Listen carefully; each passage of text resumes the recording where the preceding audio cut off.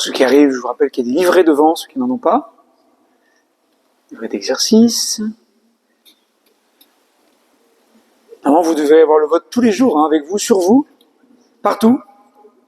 Au boulot, aux toilettes, tout le temps. Ouais. Pour faire l'exercice, quand vous avez le temps.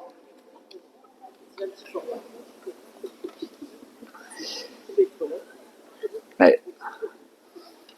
C'est sûr que crier « je suis une merveille » quand on est aux toilettes, ceux qui entendent, pourquoi pas, hein, il faut le faire. Allez-y. Il reste des livrets. Quelques-uns, profitez-en. Alors, chers amis, bonsoir. J'espère que vous allez bien. Aujourd'hui, c'est la mi-carême. Alors, c'est la mi-carême quand vraiment on fait des carèmes durs. Hein. Ah, pour les autres, bon. On va non plus pousser. Ça fait marrer. C'est la mi-carême, c'est super, on peut faire un break. Enfin bon, on fait un break quand c'est vraiment difficile, le carême. Sinon, le break, c'est un peu facile. Enfin, en tout cas, aujourd'hui, c'est la mi-carême. Le 27 mars. J'espère que vous allez bien. Alors, sans mentir, me regardant droit dans les yeux, qui a fait l'exercice « Je suis une merveille » en forêt, sur la plage ou sur la place Napoléon, levez la main. Eh ben, c'est pas normal. Donc moi, j'arrête ce soir, parce que c'est même pas un quart qu'il a fait. Moi, je viens de dire. Et non, mais quand je vous donne des conseils, il faut les faire. Hein. C'est pas parce que ça me fait rire ou ça me fait marrer. C'est parce que vraiment, c'est utile. Et donc, de pouvoir dire « Je suis une merveille » à voix haute, de manière forte, ça fait du bien, en fait, physiquement. Donc, voilà, en rentrant, au moins dans votre voiture, quoi. Dans le bus, enfin, oui. Et moins vous ferez les exercices, plus vous en mettrez des difficiles. Ouais, si personne vous écoute. Justement. Enfin, voilà. C'est mon lieu général. Non, mais il faut vraiment le faire, je vous assure. Et c'est des exercices. Si on vous les met, c'est parce que ça porte du fruit si on les fait régulièrement, et notamment des exercices comme celui-là. Voilà, donc n'hésitez pas, vraiment, j'insiste. Et je vous réinsisterai. Il faut les mettre en place. Voilà, surtout dans une journée comme aujourd'hui. Tellement beau avec toutes les fleurs et les chants d'oiseaux là, dans la nature. Ne nous en privons pas. Rendons grâce à Dieu et crions « Je suis une merveille ». Voilà, et puis je sais que j'en ai parlé avec quelques-uns qui m'ont partagé des éléments, mais c'est vrai que ce qu'on dit là, notamment ce que j'ai dit la dernière fois sur les paroles de bénédiction, sur un regard positif, sur son histoire, etc., de pouvoir le partager parfois en couple ou avec ses enfants, en famille, c'est très important. Hein, vous voyez bien que c'est bénéfique pour vous personnellement. Mais du coup, si en plus à l'étape suivante, en couple, on insiste en essayant de se donner des paroles de bénédiction, voilà, ou avec ses enfants, voilà, des collègues de boulot, pourquoi pas, mais là, ça peut être un peu plus délicat, s'ils ne suivent pas le... Mais c'est vraiment important aussi, vous voyez, en couple, en famille, c'est très important. Voilà. N'hésitez pas, ouais, avec son curé, tout ça, c'est... Les paroles de bénédiction, c'est important. Moi, je vous bénis tous les jours, chaque dimanche. Enfin, Dieu vous bénit plutôt. Je suis qu'un instrument. Non, mais parce que c'est important, voilà. Ça crée des liens fraternels, ça fait du bien les uns aux autres, ne nous en privons pas. Alors, étape 4. Ce soir, vous allez dans vos livrets. Je vous rappelle qu'il y a des livrets devant. Ceux qui viennent pour la première fois, il en reste dans le petit panier devant, là, des livrets. Prenez-en un, parce qu'on suit ça. Et ils sont pour vous, ces cadeaux. Voilà, donc servez-vous, il en reste encore quelques-uns. Et je pense pas en faire pour la semaine prochaine, parce que c'est une dernière étape. Donc voilà, mais servez-vous bien.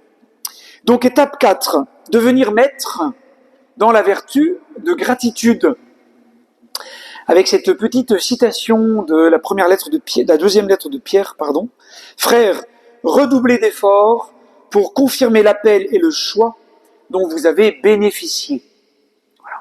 Nous sommes sauvés par grâce de Dieu, sommes sauvés par un amour gratuit du Seigneur, mais pour accueillir en vérité cet amour gratuit de Dieu, il faut engager notre volonté, il faut engager notre liberté.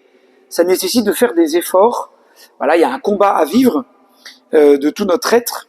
Et je l'ai déjà dit, je vous le redirai souvent, vivre la gratitude, vivre l'action de grâce, parfois, ça demande un vrai sacrifice. Un sacrifice d'action de grâce. Comme on l'entend souvent dans les paroles de la Bible ou les paroles de la messe, c'est parfois un vrai sacrifice. Un vrai effort. Qui peut être parfois douloureux. Mais qui est très bénéfique. Et donc vraiment, c'est important de continuer. La semaine prochaine, on apprendra à vivre la gratitude dans les épreuves. Mais pour vivre la gratitude dans les épreuves, il faut auparavant vivre toutes les étapes que nous avons déjà vécues, et celles de ce soir, pour cultiver cette bonne habitude de la gratitude. Parce que sinon, ce sera difficile de la vivre dans les épreuves, vous voyez bien. Il faut d'abord pouvoir le faire quand ça se passe bien, quand ça va bien, pour rendre grâce. Et prendre cette bonne habitude qui va nourrir, irriguer tout notre être, toute notre vie, et qui va être d'un grand secours en temps d'épreuve, quand il y a des croix, des difficultés. D'accord? Et donc c'est vraiment important. Alors, vous êtes toujours aussi nombreux, donc bravo de tenir bien. Je sais que certains suivent, ne pouvant pas venir, ils suivent en différé sur la vidéo sur le site internet. Je remercie Corinne d'ailleurs qui s'en occupe, parce que avec ce petite chose là, le micro, le son est de qualité, donc ça permet à d'autres de suivre et même de partager. Donc c'est très bien si beaucoup peuvent vivre ce parcours qui fait tant de bien. Eh bien, tant mieux. N'hésitez pas à partager vraiment largement. Il n'y a pas de droit d'auteur, il n'y a rien du tout. Il y a juste, si vous y pensez, en plus de donner à la paroisse pour le chauffage, c'est sur le site du parcours miracle de la gratitude de faire un petit don pour ceux qui le proposent, qui l'ont constitué, qui le proposent largement. Ça peut les aider, ça peut les soutenir.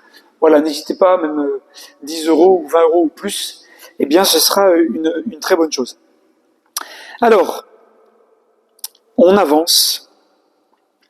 Et on va voir comment vivre la gratitude, même dans les petites contrariétés. C'est essentiel. Et on va voir comment faire ce soir. Alors, grand 1, comme vous pouvez suivre sur votre livret, et ceux qui n'en ont pas, je rappelle qu'il en reste quelques-uns, pour ceux qui viennent d'arriver devant, n'hésitez pas. Alors, grand 1, devenir maître de mon état intérieur. Devenir maître de mon état intérieur. Ça, c'est aussi un point très important. Souvent, notre état intérieur oscille fortement et rapidement en fonction des événements extérieurs que nous vivons, que nous subissons, dont nous sommes tributaires. Par exemple, j'ai une contrariété, tout va mal, je n'ai plus d'énergie, j'abandonne mes résolutions, tout s'écroule. J'ai prévu des super résolutions de carême, tout se passe bien, je suis à fond, tout est nickel, je contrôle. Hop, une contrariété, un grain de sable dans la machine, et on fait plus rien. On arrête tout, du jour au lendemain. Au contraire, j'ai une bonne nouvelle, super, je suis sur un nuage, je me sens au 7e ciel, je suis à fond, et je vois tout bien, voilà, et donc j'oscille comme ça, vous voyez, le yo-yo, les montagnes russes des émotions, qui peuvent être selon nos caractères, parce que on est plus ou moins sensible à cela, mais de manière générale quand même, indépendamment de son caractère, on est quand même sensible à ces éléments extérieurs, de bonnes ou de mauvaises nouvelles, et ces montagnes russes émotionnelles intérieures, c'est profondément épuisant. Ça nous empêche de durer, voilà, d'être dans une sorte de mesure ou d'équilibre intérieur, et c'est épuisant, émotionnellement, spirituellement, humainement, relationnellement parfois. Il y a des gens qui peuvent être lunatiques, qui, voilà, du jour au lendemain, peuvent passer du rire aux larmes.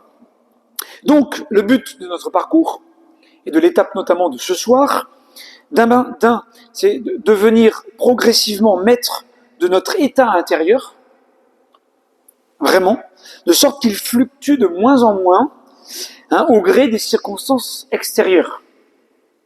Que notre état intérieur soit moins sensible à toutes les circonstances extérieures que nous pouvons subir, et qui perturbent, et qui fatiguent, et qui épuisent. Et deux, c'est de développer, d'arriver à développer un état intérieur permanent de gratitude. Rester, quoi qu'il m'arrive, bien stable dans un état intérieur de gratitude. Tout est grâce. Oui, de manière très concrète, on va voir ça. Et c'est fondamental. Vous voyez bien qu'un état intérieur qui soit enraciné sur des choses qui ne fluctuent pas, qui restent stables, qui restent fermes. Et ça, c'est vraiment important. Ce que je suis, la conscience que j'ai de ma valeur, la confiance que j'ai en moi-même et en Dieu, tout ça, c'est stable, c'est solide, indépendamment des circonstances extérieures. C'est pas parce que je vais avoir une remarque négative d'un collègue de boulot ou de quelqu'un que ça remet en cause toutes mes qualités et tout ce que je suis. Vous voyez ? Et parfois, c'est un vrai sujet. Et donc, si je vis des événements extérieurs positifs, bien super, je rends grâce à Dieu. Je ramène pas à moi, je garde pas pour moi, je rends grâce à Dieu. Je ne saisis pas pour moi-même, mais j'offre au Seigneur, je rends grâce au Seigneur. Et si je vis des contrariétés, si je traverse des épreuves ou des difficultés, super aussi, je les vis avec le Seigneur qui les porte avec moi. Et que le Seigneur peut se servir de tout pour un bien plus grand, si on l'aime et qu'on lui fait confiance. Tout est grâce. N'est-ce pas je cherche du regard. On arrive au presbytère pour vivre la gratitude et on pète son pneu au presbytère et ça crée une solidarité. Voilà, et tout est grâce. Tout est grâce. Alors, on va faire un petit temps de silence, on va fermer ses yeux, ça soit bien. Petite introspection, petite réflexion, analyse intérieure. Est-ce que moi-même, je vis ces fluctuations intérieures? Est-ce que j'y suis sensible, un peu, beaucoup, à la folie? Combien de temps me faut-il pour revenir dans un état de gratitude lorsque j'ai une mauvaise nouvelle? 1 heure, un jour, une semaine, un mois, une année? Voilà. C'est intéressant de se poser, chacun personnellement, petit temps de silence, pour se poser ces questions-là et voir comment je réagis. Quand j'analyse ces contrariétés, notamment, comment je retrouve de la mesure, de l'équilibre intérieur. On prend ce petit temps.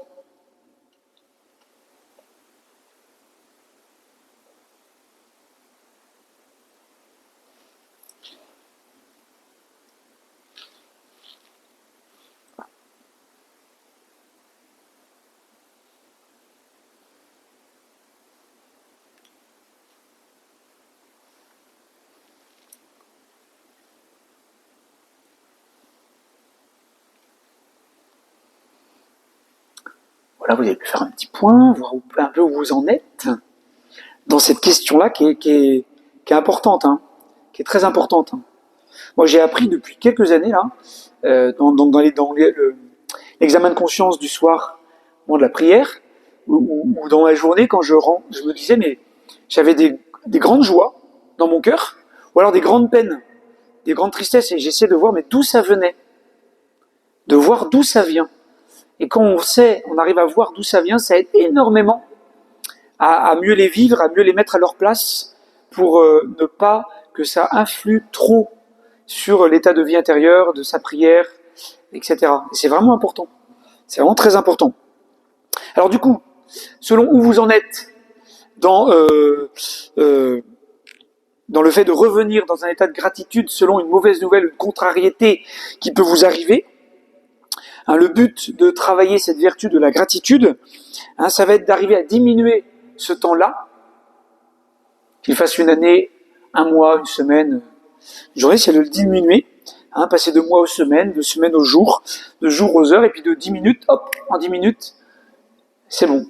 Voilà, ça c'est parfait. Et puis le deuxième but, c'est d'arriver à ce qu'il y ait un certain niveau de contrariété qui ne m'affecte plus,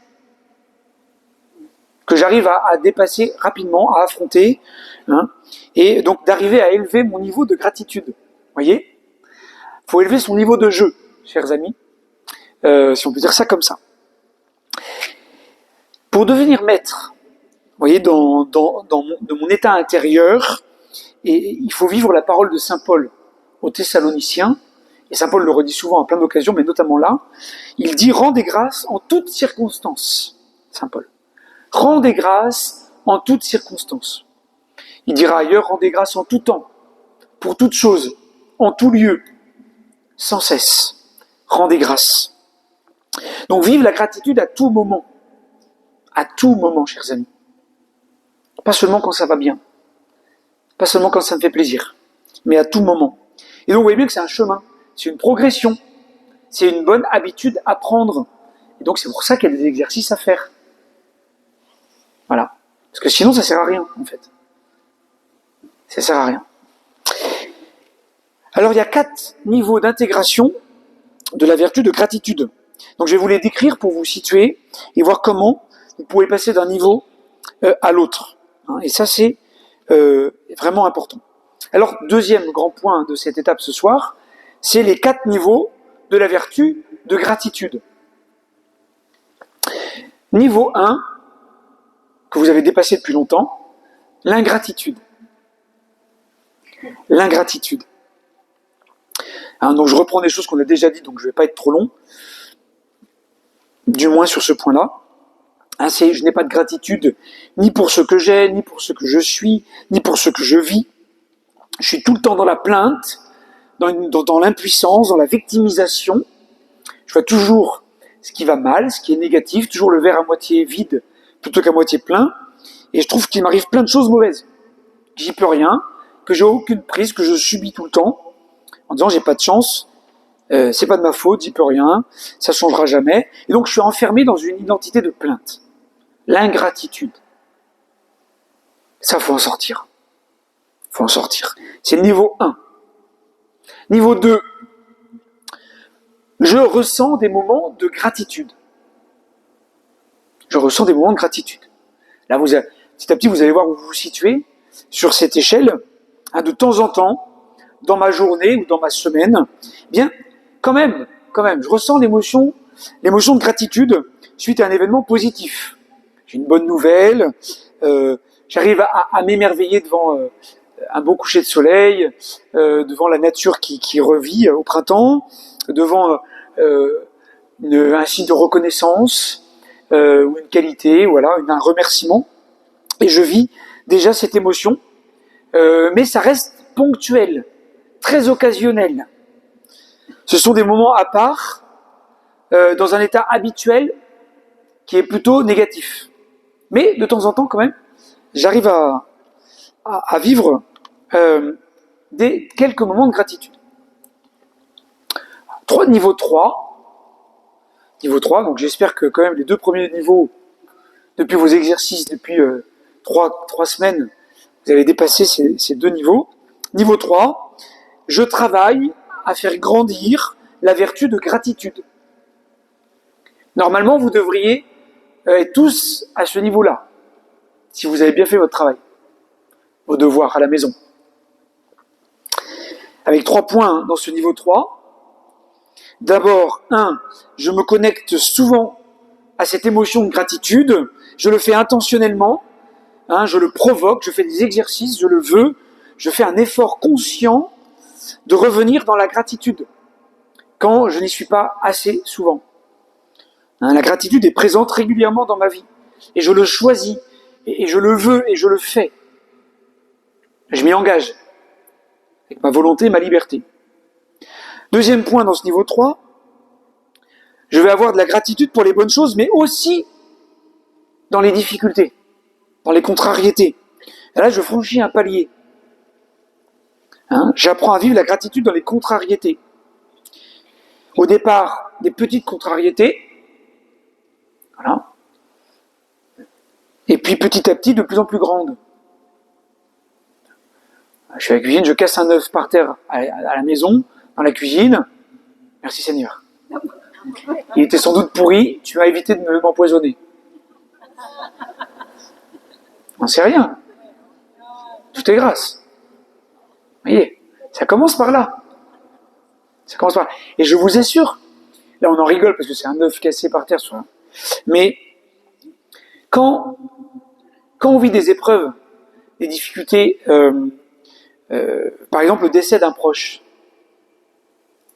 de manière accidentelle ou suite à une maladie, etc., où forcément on est révolté parce qu'on ne comprend pas. C'est injuste et c'est complètement légitime. Vous savez, se dire peut-être que en partant maintenant, le Seigneur a peut-être permis d'éviter un drame plus grand, plus grand malheur. Je ne sais pas, je serai au ciel. Et de se dire ça déjà, sans le savoir, on ne le saura pas maintenant. Ça peut être une grande aide, une grande grâce pour vivre cette épreuve. Je vous le dis parce que moi je l'ai vécu et ça m'a beaucoup aidé. Et puis troisième petit point dans le niveau 3, c'est que petit à petit se crée la vertu en moi. La vertu de gratitude grandit en moi. La gratitude devient comme une habitude, une habitus, disaient les Grecs, les anciens. Ce n'est pas encore la vertu installée pleinement, mais je suis dans une vraie progression. Ce n'est pas encore facile, ni spontané, c'est encore assez éprouvant et difficile, mais je vois bien quand même que l'habitude se prend petit à petit. Petit à petit. Voilà. Et puis niveau 4, la vertu de gratitude est installée dans ma vie. Est installée profondément dans ma vie. La gratitude devient une attitude habituelle dans ma vie. Lorsque je vis une difficulté, une épreuve, une grande contrariété, je rends grâce au Seigneur pour cette difficulté. Je la vois comme une opportunité, un cadeau de Dieu. Ah oui, là... Donc je passe de la gratitude conditionnelle, on pourrait dire. Je suis dans la gratitude à cause d'un événement positif, une gratitude conditionnelle, à une gratitude inconditionnelle. C'est-à-dire, indépendamment de ce qu'il m'arrive, je rends grâce. Parce que tout est grâce. Tout peut me faire grandir sur le regard du Seigneur. Et donc, vous voyez bien que la gratitude devient un trait de mon caractère. Alors, certains, selon leur caractère, ils vont le vivre plus facilement que d'autres. Mais pour tout le monde, ce niveau-là demande un effort, demande un travail, demande un exercice, un entraînement, une culture de la gratitude, une bonne habitude. Ça devient vraiment un trait de mon caractère, une caractéristique de ma personnalité, comme une seconde nature. Et les gens me disent ah mais c'est incroyable, tu vois toujours les choses du bon côté, tu es toujours dans l'action de grâce, tu es solaire. Alors c'est vrai, certains le sont de manière un peu naturelle, mais si on le travaille, ça, tout le monde peut être comme ça. Et ça change beaucoup de choses, parce que c'est contagieux. Par principe, c'est rayonnant. Et ce n'est pas une chance, c'est une grâce de Dieu qui est travaillée, qui est cultivée, qui est intériorisée, véritablement. Et cela va devenir facile, je vous assure. Cela va devenir facile. Là, vous pouvez vous dire, mais non, mais attends, c'est hyper difficile. Ah oui, au départ, l'exercice demande un effort et c'est pas facile. Et petit à petit, vous allez voir, ça va devenir, encore une fois, une seconde nature. Ça va devenir facile, presque, parce que la vertu est installée et je n'ai pas besoin de beaucoup d'efforts pour la maintenir. Elle est installée dans mon cœur, dans ma vie, vraiment profondément. Profondément. Et vous voyez qu'il faut du temps et des efforts en vue d'y arriver. Et donc, matin, midi et soir, je suis une merveille, très fort. Voilà. C'est une ordonnance que je vous donne.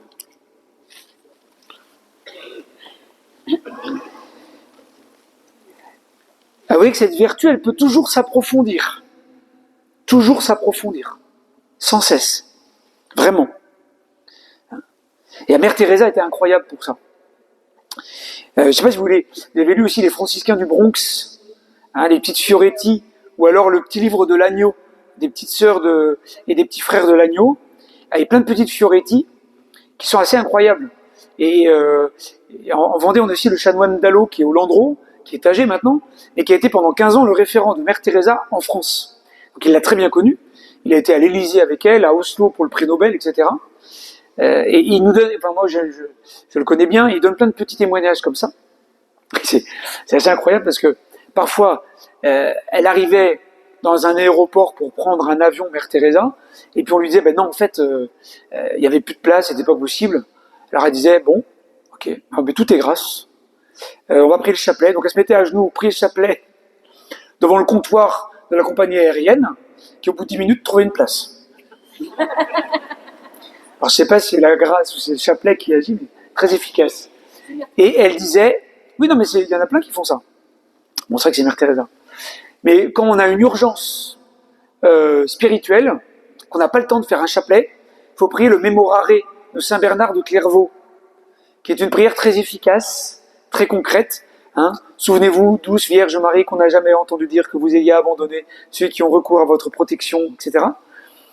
C'est une prière très belle, assez courte, qu'il faut dire, et mère Teresa disait, quand il y a un problème, pouf, le Mémorare de Saint Bernard, ça c'est efficace, et le Seigneur, si c'est bon pour nous, exauce.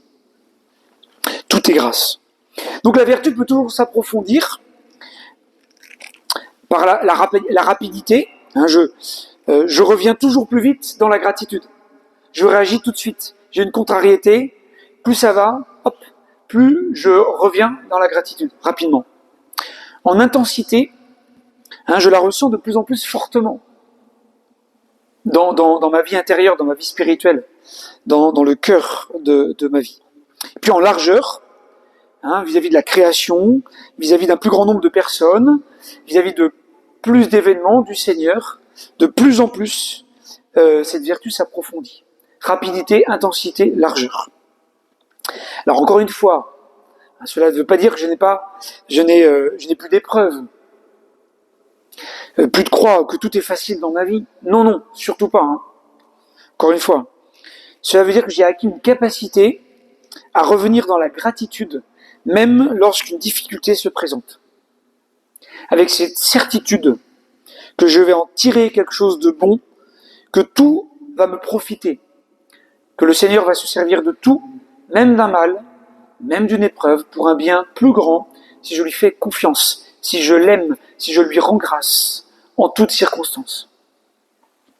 Donc je ne rends pas grâce en soi pour un mal, je rends grâce parce que Dieu peut se servir d'un mal pour un bien plus grand. Si je lui fais confiance, si je lui rends grâce, si je me laisse aimer et si je l'aime. C'est important. Donc 4 niveaux de gratitude. Petit temps de pause, silence, on ferme ses yeux, on s'assoit bien. À quel niveau, personnellement, à quel niveau de gratitude je me situe? 1.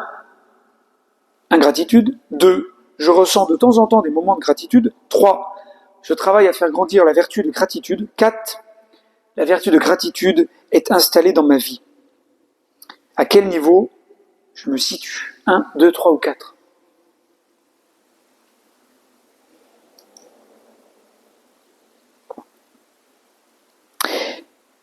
Et on continue, on reste en silence, on descend dans son cœur. C'est important de cela. Parce que sinon on papillonne et on est à la surface, on n'est pas au cœur. Quel est le progrès que j'ai à faire pour passer au niveau supérieur?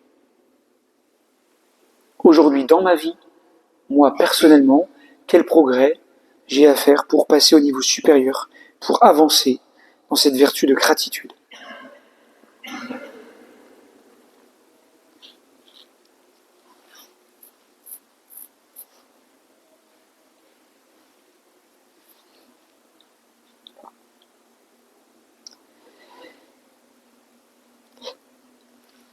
Alors à présent, nous allons voir maintenant 3 attitudes pour devenir des maîtres dans la vertu de la gratitude, pour vivre la gratitude même dans les contrariétés, même dans les difficultés. Nous allons voir ça ensemble. Alors grand 3, donc 3 attitudes pour vivre la gratitude dans les petites contrariétés. Et ça prépare à l'étape de la semaine prochaine. D'abord, premier point, première attitude, c'est relativiser les petites contrariétés. Ce n'est pas grave, c'est pas si grave. Relativiser, c'est hyper important ça. Savoir relativiser. Parce qu'il y a beaucoup de petites contrariétés que nous vivons quotidiennement qui n'ont pas une grande gravité. Et pourtant, très souvent, elles suffisent à nous troubler, à nous agiter, à nous inquiéter, à nous perturber. Et une des manières de les dépasser est de les regarder autrement, de les vivre différemment, d'un point de vue plus haut, plus large, prendre du recul, relativiser. Vous voyez ? Et donc, par exemple, de les replacer dans l'ensemble de ma vie, dans l'ensemble de l'histoire. Et ainsi prendre conscience, eh bien qu'au final, ces contrariétés sont minimes, sont petites, et sont pas si graves, finalement. C'est vrai, hein ? Moi, c'était un point décisif dans ma conversion, quand le 23 mai 1999, le dimanche de Pentecôte, alors c'était un événement très grave, hein, c'était pas à relativiser, puisque j'ai 2 cousins qui sont morts dans un accident agricole chez mon parrain, mais j'étais en pleine quête intérieure, et c'était un moment qui m'a bouleversé, moi, qui m'a fait revenir à l'essentiel, mais surtout je voyais toute ma famille, tous mes amis qui revenaient à l'essentiel de leur vie, en relativisant tous leurs petits problèmes, voilà, en relativisant tout le reste qui est en fait pas important, pour revenir à l'essentiel, mais ils le faisaient dans les larmes. Et moi je me disais, mais en fait, j'ai envie de revenir à l'essentiel de ma vie, mais dans la joie, en étant vraiment vivant. Et ça a été un moment important, moi, dans ma vie spirituelle. Et le Seigneur, qui n'a pas voulu ce drame, pour moi, s'en est servi pour me parler et me conduire. J'en suis convaincu. Mais souvent, pour revenir à notre point de ce soir, c'est que dans notre vie, il y a plein de petites contrariétés qui sont totalement à relativiser. Je sors, il pleut, j'ai oublié mon parapluie, et tout de suite la journée est foutue. La météo, alors vous savez que c'était comment cette phrase de Sénèque, je crois, je sais plus qui, c'est faut pas attendre que l'orage passe, il faut apprendre à danser sous la pluie. C'est beau ça. Notez-le.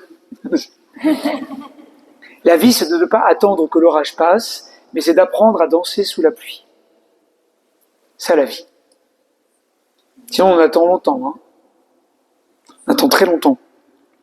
Vous voyez, donc, savoir relativiser les petites contrariétés de ma journée. Le relativiser. Alors, petit exercice. Allez, il y en aura plein ce soir. Je sais que vous aimez ça. Vous venez presque que pour ça, d'ailleurs. On ferme ses yeux, on essaie de descendre dans son cœur. On va faire une petite mise en perspective, justement. Essayez pour par exemple aujourd'hui, votre journée, de relire un peu votre journée et de voir quelles ont été les contrariétés de ce jour. S'il n'y en a pas beaucoup, on peut venir à hier ou avant-hier ou de la semaine. Quelles sont les contrariétés de ma journée ou de ma semaine?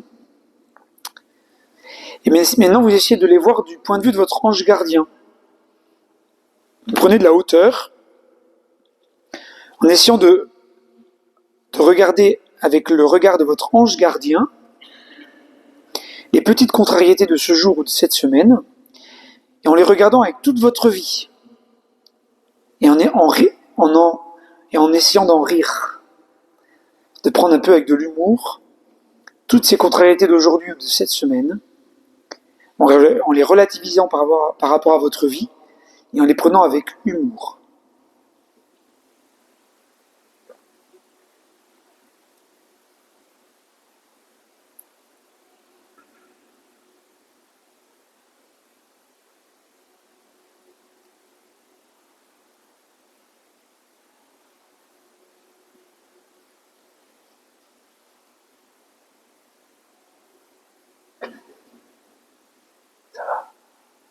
Ça va?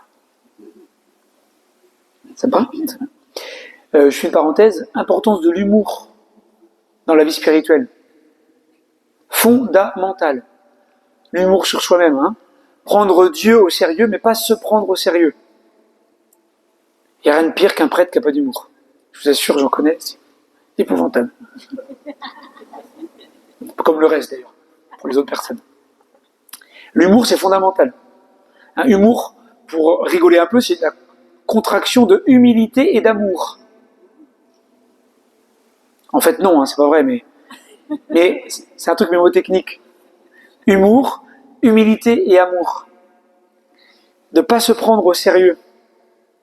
Mais vraiment, hein. Et c'est fondamental. Et l'humour aide à relativiser les contrariétés. Prendre du recul, de la hauteur, c'est pas si grave. Deuxième attitude, pour vivre la gratitude dans les petites contrariétés, eh bien, c'est de voir les petites contrariétés comme occasion de grandir. Elles sont utiles. Elles sont utiles, justement. Hein, c'est la même idée que disait la petite Thérèse de Lisieux, elle disait que les humiliations m'aident à grandir en humilité. Elles sont utiles. Les petites contrariétés ne sont pas là juste pour nous agacer. Elles sont parfois très utiles, finalement. Très utiles. Elles servent à m'apprendre, à progresser, elles m'apprennent à me dépasser, à devenir maître de mon état intérieur, pour pouvoir les mettre à la bonne et juste distance. Ces contrariétés. Elles sont comme un entraînement, vous voyez, un entraînement du point de vue de la vertu de gratitude pour pouvoir affronter plus tard de plus grandes épreuves. Les petites contrariétés, c'est un peu de la musculation quotidienne, les exercices de gym. Vous savez, dans une autre vie, j'étais chef animateur dans un camping et j'ai fait de l'aquagym tous les matins. À toutes ces dames, parce qu'elles étaient nombreuses. Ben oui. Ah ouais. Et la danse du camping, j'ai fait. Et le loto bilingue franco-anglais, j'ai fait. J'ai tout fait. Et donc, c'est comme l'aquagym. C'est comme la gymnastique quotidienne du matin. Toutes les petites contrariétés sont utiles. Sont utiles. Elles sont un entraînement. C'est de la musculation. Et plus je vais m'y entraîner, plus je vais pouvoir affronter des épreuves beaucoup plus grandes. Je vous dis parce que c'est fondamental, ça. C'est fondamental. Oui, vous allez vous exercer à ça, ce sera pour la semaine prochaine, mais toute votre vie, c'est vraiment ça. C'est-à-dire que vivre les petites contrariétés, en les relativisant, en rendant grâce et en les voyant comme des occasions de grandir, pour affronter des épreuves plus grandes, eh bien, je peux vous assurer que ça change tout. Ça change tout. Exercice. Changement de regard, changement de lunettes, changement de logiciel.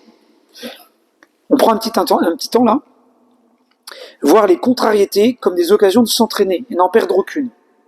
Je revois mes contrariétés de la journée ou de la semaine et j'essaye de voir comment, j'ai déjà pu voir qu'elles m'ont été utiles, ou si j'ai pas encore pu les voir, j'essaye de voir comment ces contrariétés d'aujourd'hui ou de cette semaine peuvent m'être utiles pour progresser.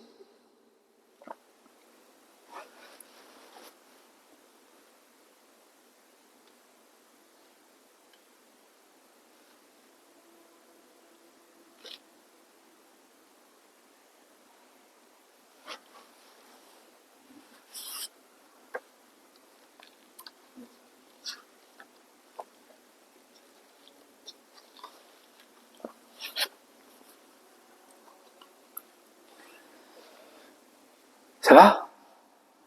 Et ça, ça marche bien. Hein. Comme je vous le disais, des fois, pareil pour d'autres circonstances où on peut avoir un problème de voiture, ou on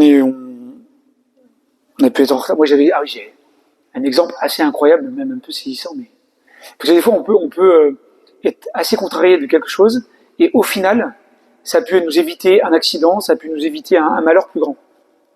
Et je vous raconte ça parce que ça m'a beaucoup marqué. J'étais en Inde et on était quelques volontaires, une dizaine de volontaires, puis on avait des temps de partage de temps en temps, de relecture, et puis il y avait une des volontaires, c'est assez incroyable ça, il y avait une des volontaires qui nous partageait un drame qu'elle avait vécu, un drame, un moment qui l'avait beaucoup marqué. Son frère, un de ses frères était à New York et devait prendre l'avion, et il est arrivé en retard, et il n'a pas pu prendre l'avion, et cet avion-là s'est crashé dans l'océan Atlantique juste après. Je ne sais plus quand ça s'est passé. C'était avant 2006, ça devait être en 2003 ou 2004, je ne sais plus. Et ce qui est dingue, c'est que dans le même groupe, il y en a une qui est sortie en pleurant parce qu'un de ses frères était dans l'avion. C'était improbable. Ça a été dur à gérer après, mais c'était improbable, ça, c'était incroyable, au bout du monde. C'était incroyable. Mais en tout cas, pour revenir sur le premier cas, c'est de voir que des fois, on peste, on s'énerve pour une contrariété qui est disproportionnée, et en fait, on peut se rendre compte que, au final, ça peut être une grâce pour éviter un drame ou un malheur plus grand. Et si on se force à voir ça tout le temps, eh bien, c'est d'une grande utilité. Troisième attitude, pour vivre la gratitude dans les petites contrariétés, c'est assumer nos responsabilités et faire confiance à la providence divine. Ça, c'est les deux choses qu'il faut tenir ensemble, qu'il faut articuler ensemble. Assumer sa responsabilité et faire confiance, s'abandonner à la providence divine. C'est Dieu qui a créé le monde. C'est lui qui maintient tout dans son existence.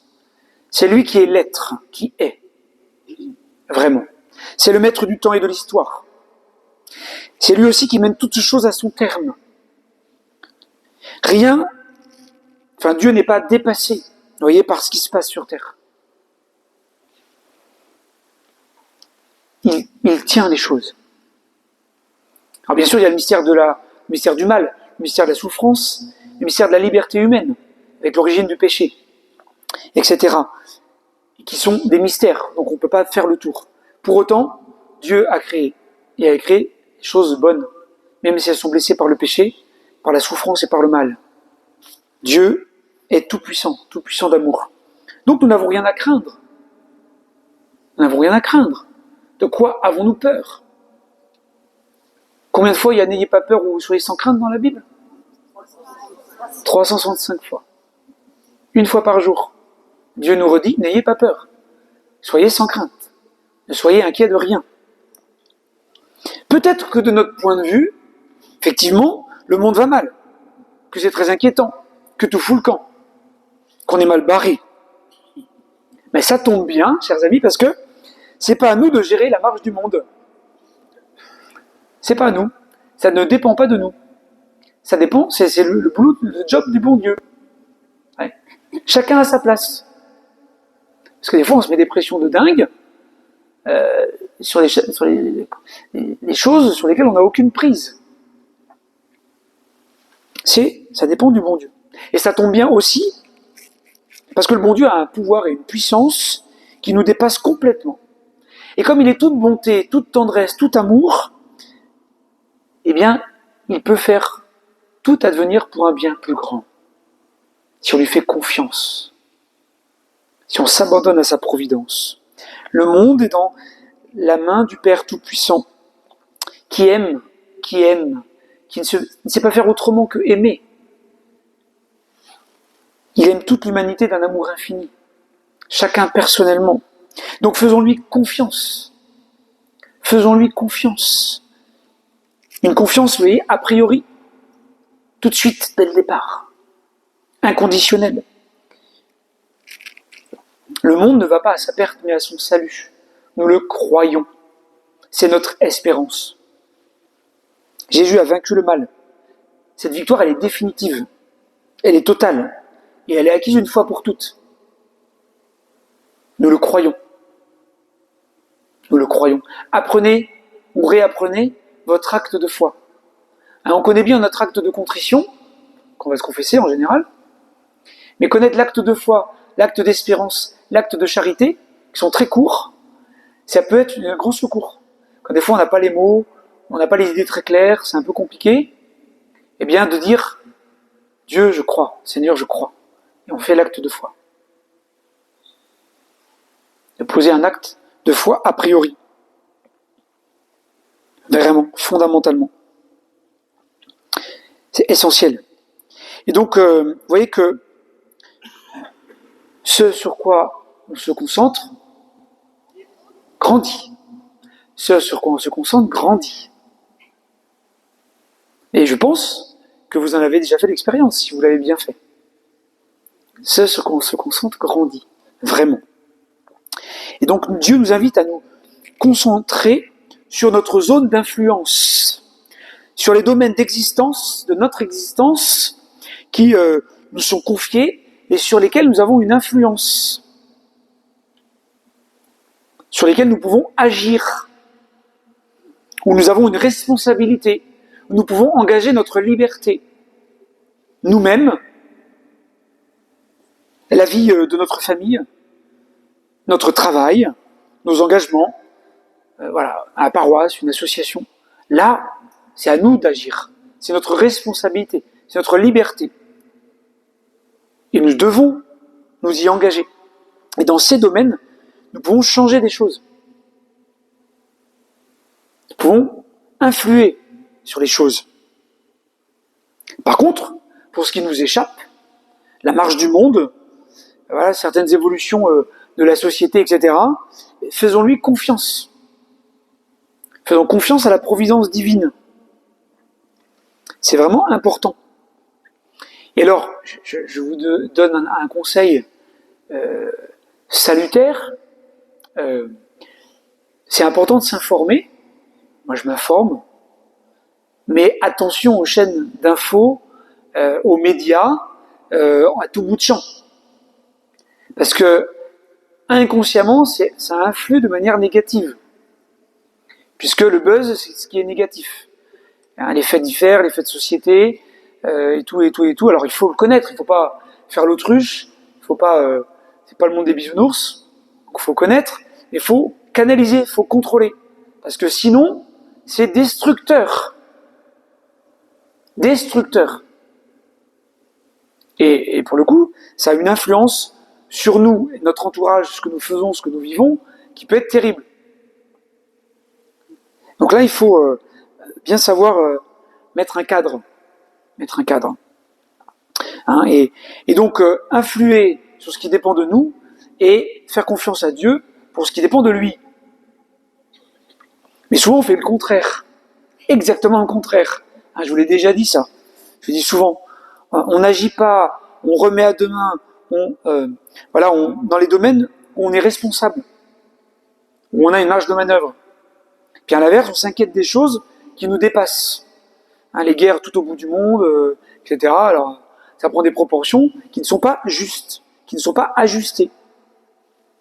Hein, et le remède à ça, c'est assumer ses responsabilités, ce qui dépend de nous, et remettre tout le reste à Dieu. Lui faire confiance. C'est fondamental, chers amis. Je vous cite, vous l'avez dans votre livret là, l'acte de confiance en Dieu de Claude la Colombière. Tout le monde connaît Claude la Colombière ? Saint Claude la Colombière. Vous ne connaissez pas Saint Claude la Colombière ? Ah si, j'ai eu peur. C'était le père spirituel, c'était un prêtre jésuite, père spirituel de Sainte Marguerite Marie à la coque 2 minutes. Comme ça on s'en souvient. Ou 3, ça dépend. Donc, c'était le père spirituel de Sainte Marguerite Marie à la coque. 2 minutes. Et c'était un homme profond, très spirituel, hein, qui a été canonisé, non pas parce qu'il était le père spi de Sainte Marguerite Marie à la coque, 2 minutes, mais parce que c'était un homme de grand discernement, très profond, très spirituel. Et je vous cite l'acte de confiance en Dieu. Mon Dieu, je suis si persuadé que vous veillez sur ceux qui espèrent en vous, et qu'on ne peut manquer de rien quand on attend de vous toute chose, que j'ai résolu de vivre à l'avenir sans aucun souci, et de me décharger sur vous de toutes mes inquiétudes. Ça peut être sympa de l'apprendre par cœur. Non, mais c'est vrai. Des fois, on n'a pas les mots. Il y en a qui nous les disent pour nous, les mots. Donc, ça peut être bien, des fois, de l'apprendre par cœur. Vous voyez, donc, on avance. On avance. Et justement, cette prière ou une autre, n'hésitez pas à écrire pour vous, si vous le souhaitez, ou prendre cette prière-là ou d'autres prières. Hein, la prière d'abandon de Saint Charles de Foucault. Mon Père, je m'abandonne à toi. Il y a d'autres prières comme ça, qu'il faut apprendre par cœur ou faire sa prière d'abandon, qu'on veut pour soi, qui nous parle à nous, et la dire tous les jours, plusieurs fois par jour. Notamment quand ça va pas. Voilà. Pour s'abandonner à la volonté de Dieu. Vraiment. Vraiment. C'est vraiment important. Et de le vivre concrètement. Alors on va faire un petit exercice un peu plus long là, pour terminer, parce qu'on arrive sur la fin. Donc là, tout le monde bien assis, les yeux fermés. Voilà, soyez à l'aise. On va respirer profondément. Donc respirez profondément et longuement. Inspirez, expirez. Profondément, mais vraiment. Faites-le sérieusement. Respirez longuement. Voilà. Écoutez votre cœur qui bat. Respirez, inspirez. Remplissez-vous d'air. Et mettez-vous dans un état intérieur de gratitude. Pensez à quelque chose qui va vous aider à vivre, à ressentir cette gratitude intérieure. Voilà, vous dites j'ai de la gratitude pour telle chose, pour ceci. Voilà, pour 3 choses. Et plus. Prenez ce temps. En respirant bien.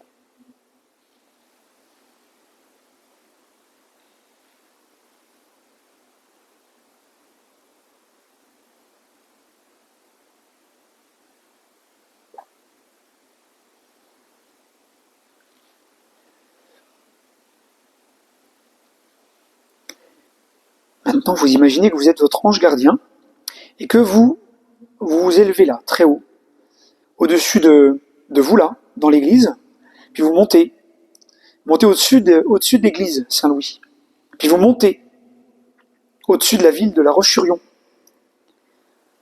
et puis vous montez au-dessus de la belle Vendée, et vous vous voyez assise là, ce soir, maintenant, dans cette église, dans cette écoute, dans cette prière.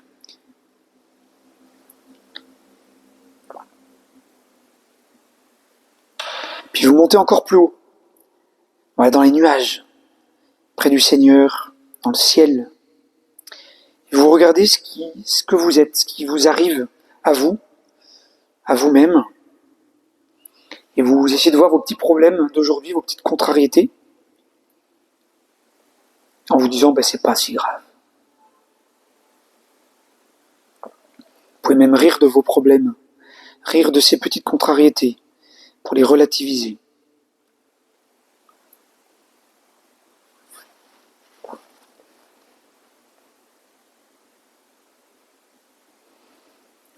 Et on regarde ces problèmes avec un autre regard. Voilà, je suis le père Alexandre, je suis en retard pour tout, j'ai pas répondu à plein de mails, plein d'infos, et je m'inquiète parce que j'ai peur de pas avoir le temps de tout faire. En fait, c'est pas grave. On relativise ces contrariétés, ces soucis, ces problèmes.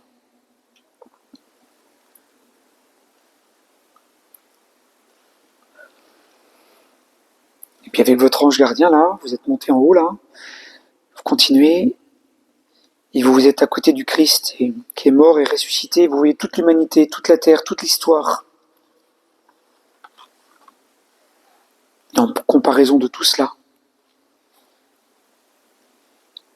vous relativisez et vous rendez grâce à Dieu d'être là ce soir.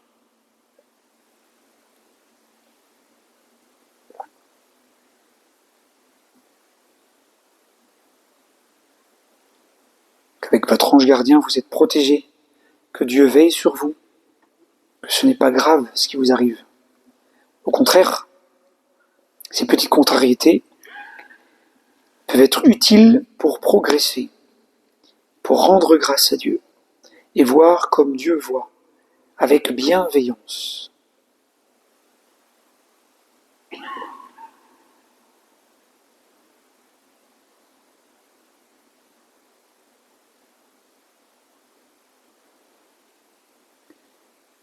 Quand je me regarde, je me désole, quand je me compare, je me console.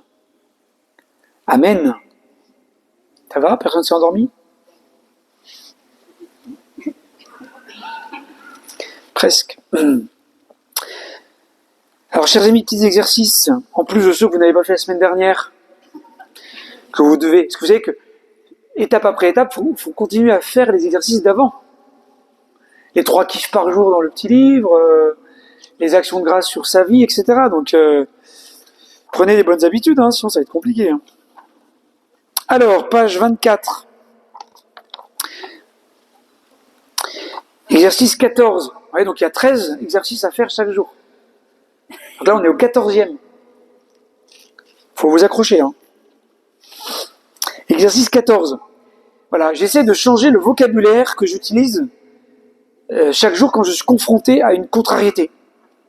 Voilà, je m'entraîne à utiliser un vocabulaire différent, qui soit positif dans toutes les situations, pour maintenir un état intérieur de gratitude. Au lieu de dire zut, encore une tuile, j'ai la poisse, ça tombe mal, ras-le-bol. Enfin, bref, vous connaissez, vous avez des idées là-dessus. De dire mais en fait c'est intéressant ce qui m'arrive. Ma voiture ne démarre pas. Merci Seigneur. C'est nouveau. J'ai raté mon train. Incroyable. C'est incroyable comme ces personnes peuvent se mettre en colère facilement. C'est formidable. C'est vraiment mystérieux la nature humaine. Merci Seigneur. Que c'est beau. Ça change beaucoup de choses. On risque de vous prendre pour un fou, mais c'est pas grave. Vous serez bien. C'est important, vous voyez, changer son vocabulaire, changer sa façon de réagir. Et ça commence personnellement, à la maison, dans les petites choses du quotidien. Donc face à toute situation difficile, se dire c'est intéressant. C'est intéressant. Je vais pouvoir apprendre de cette situation. Ça va me faire grandir. Et déjà, ça change pas mal de choses. Vous arrêtez de râler sur votre curé ou tout ça. Moi, ça va me changer ma vie. Il est bien ce parcours, vraiment. Exercice 15. Donc, changer de point de vue. Donc, comme on vient de le faire un petit peu, de temps en temps, dans sa journée ou le soir avant de se coucher, dans sa prière, regardez la vie d'en haut. Relativiser. Changer de point de vue. Changer de point de vue, chers amis. Fondamental. Ne pas s'inquiéter pour rien. Jésus le dit souvent dans les évangiles. Regardez comment les lys sont habillés. Même Salomon, dans sa gloire, n'a pas été habillé et vêtu comme les lys. Voilà. Vous valez plus que tous les moineaux du monde. Dieu connaît tous les cheveux de votre tête, surtout pour les chauves. Dieu veille sur nous. Dieu veille sur nous. Ne vous inquiétez de rien, dit Jésus. C'est quand même Jésus qui a dit à chaque jour suffit sa peine. Jésus qui a dit ça. Donc, relativisons, regardons de haut. Et puis, exercice 16, confiance en Dieu, confiance intérieure, s'abandonner, acte de confiance en Dieu. Vous pouvez apprendre l'acte de foi, c'est pas long, vous pouvez l'apprendre par cœur, ça peut vous aider. Je ne laisse pas les inquiétudes parasiter ma vie intérieure, ma paix intérieure. Je fais mon devoir d'État, je fais ce qui dépend de moi, j'essaie de le faire bien, ce qui dépend de mon ressort. Puis ce qui n'est pas à ma portée aujourd'hui, je le remets entre les mains du Seigneur. Voilà, je fais confiance. Avec cet acte de confiance de Claude la Colombière. D'accord ? Chers amis, est-ce que vous êtes des merveilles ? J'ai pas entendu. Est-ce que vous êtes des merveilles ? Amen. Gloire à Dieu. Alors on va prier. Rendons grâce. On peut se lever. Au nom du Père et du Fils et du Saint-Esprit. Amen. Rendons gloire à notre Dieu, lui qui fit des merveilles. Il est présent au milieu de nous, maintenant et à jamais. Merci Seigneur, nous voulons te rendre grâce ce soir pour ton amour, pour ta présence de chaque instant, pour ta miséricorde infinie. Seigneur, tu es toujours là avec nous, tu nous portes dans tes bras, tu veilles sur chacun de nous. Nous sommes pour toi, chacun de nous, nous sommes ton enfant bien-aimé. Merci Seigneur, pour les merveilles que nous sommes. Nous voulons te rendre grâce, nous voulons te bénir, nous voulons te louer. Nous voulons faire de notre vie une grande action de grâce, parce que nous savons que tu nous aimes, que tu veux notre bien, que tu veux tout faire concourir à notre bien. Merci Seigneur, sois béni Seigneur. Disons-le chacun à voix haute, merci Seigneur, sois béni. Nous te rendons grâce, merci, sois béni Seigneur, pour les merveilles que nous sommes. Tu veux notre bien Seigneur, gloire à toi. Et alors demandons au Seigneur de toujours vivre de sa grâce, la grâce de notre baptême, la grâce des enfants de Dieu, appelés à la vie éternelle, à la joie éternelle, dès maintenant, dès aujourd'hui, dès ce soir. Disons cette prière avec foi, avec confiance, en nous abandonnant à la providence divine, en nous abandonnant à la volonté du Père. Notre Père, qui es aux cieux, que ton nom soit sanctifié, que ton règne vienne, que ta volonté soit faite sur la terre comme au ciel. Donne-nous aujourd'hui notre pain de ce jour. Pardonne-nous nos offenses, comme nous pardonnons aussi à ceux qui nous ont offensés. Et ne nous laisse pas entrer en tentation, mais délivre-nous du mal. Amen. Seigneur soit avec vous, et que Dieu Tout-Puissant vous bénisse, le Père et le Fils et le Saint-Esprit. Allez dans la paix et la joie du Christ. Nous rendons grâce à Dieu. Merci, on va passer parmi vous ceux qui veulent participer pour le chauffage, l'électricité et tout le reste, pour votre offrande. Rendez grâce à Dieu, pensez à faire votre devoir à la maison. Et nous nous retrouvons pour l'étape 5, la dernière, jeudi prochain à 20h en cette même église. Bonne soirée à tous, bonne nuit, faites de beaux rêves, plein de merveilles. Amen.